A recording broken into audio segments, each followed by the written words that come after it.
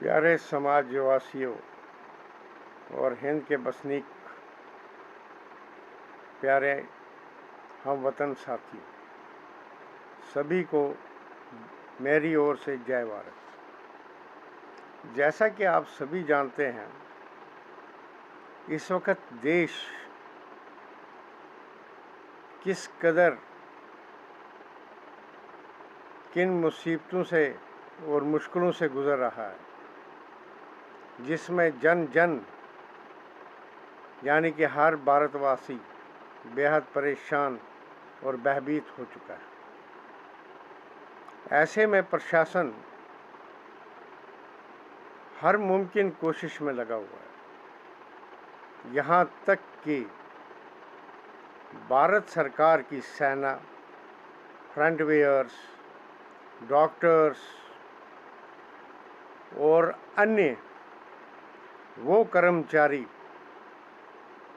जिनसे उम्मीद भी नहीं है, सामने आकर देश का साथ दे रहे हैं और देशवासियों की जानों की हिफाजत कर रहे हैं और बचा रहे हैं। इतने में जो सुनामी यानी कि कोरोना वायरस का प्रकोप हद से ज़्यादा बढ़ने की वजह से हर प्रशासन, आम इंसान इतना भयभीत और परेशान हो चुका है कि उसकी समझ में कुछ भी नहीं आ रहा कि वो क्या किया जाए, क्या ना किया जाए। यहाँ तक कि ऑक्सीजन की कमी होने के बावजूद हमारे नरेंद्र भाई मोदी की मेहरबानी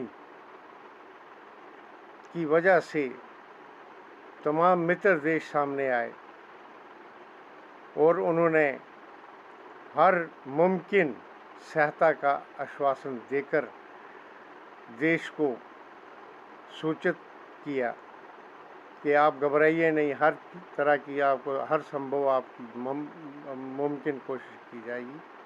और यहाँ तक कि उनकी कोशिशें और उनकी सहायता भारत में पहुँचनी शुरू हो चुकी है। लेकिन प्रिय दोस्तों, सबसे बड़ी बात यह है, ये स्थिति भी संभल जाएगी, लेकिन हम भारतीय जो हैं किसी हद तक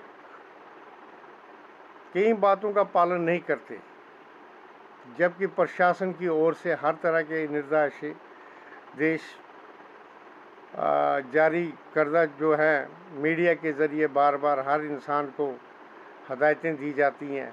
लेकिन मुझे लगता है कि अभी भी उन हदायतों पर पूरी तरह से अमल नहीं हो रहा है। और यहाँ तक कि इस दुख की घड़ी में हमारे देशवासी कुछ ऐसे हैं जिन्हें कि देश के उन इंसानों की मदद करनी चाहिए जो कि इस वक्त बुरी तरह से इस संक्रमण से प्रभावित हुए हैं। लेकिन उन्होंने एक ही बेड़ा उठा के रखा है, बस भ्रष्टाचार, ब्लैक मार्केटिंग और तरह तरह की ऐसी गतिविधियाँ जिससे कि आम इंसान भी इस वक्त ऐसे झंझोड़े में आ चुका है कि उसका एक टाइम का चूल्हा जलाना भी बहुत मुश्किल हो चुका है।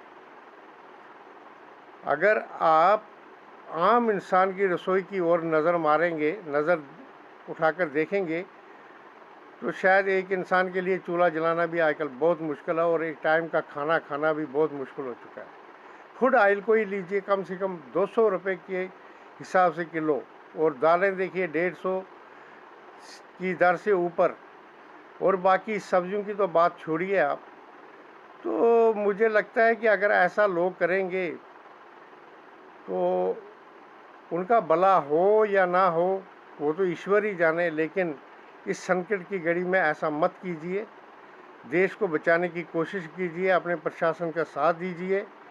और सबसे पहले हम तो उबारी है उनके मित्र देशों के जिन्होंने हर मुमकिन कोशिश का आश्वासन दिया है, यानी कि मदद का आश्वासन दिया है हमारे देश को। तो इसलिए हर चीज़ को मद्देनज़र रखें और अपने आप को बचाने की कोशिश करें, क्योंकि ये संक्रमण जो भी है ऐसा तूफ़ान, यानी कि सुनामी कहें, भूचाल कहें, या सैलाब कहें, ये इस तरह बन के उमड़ा है और इस तरह से हज़ारों ज़िंदगियों को हर रोज़ यहाँ से उठा कर ले जा रहा है। इसलिए इससे बचना बड़ा स्वाभाविक है हर किसी का। अपने आप पर ध्यान दीजिए, उन प्रकाशनों पर ध्यान दीजिए जो कि देश के लिए बहुत ज़रूरी है, क्योंकि हम हैं तो देश है, और अगर हम खुशहाल हैं तो देश खुशहाल है। अगर एक को भी कांटा चुभता है तो हर किसी को दर्द होता है, क्योंकि हम सभी देशवासी हैं। इसलिए देश की मदद कीजिए, देश के संग संग चलिए, कदम ब दर कदम साथ मिलाकर प्रशासन के साथ चलिए और देश को हर मुमकिन कोशिश देकर इसको संक्रमण से बचाने की कोशिश कीजिए। भाइयों और दोस्तों, आप सभी के सहयोग से ऐसा मुमकिन हो सकता है, वरना जो स्थिति चल रही है ये एक दिन ऐसी घातक ना बन जाए कि हम सभी का जीना दुश्वार ही नहीं, बहुत बेहद मुश्किल ना हो जाए। जय हिंद, जय भारत।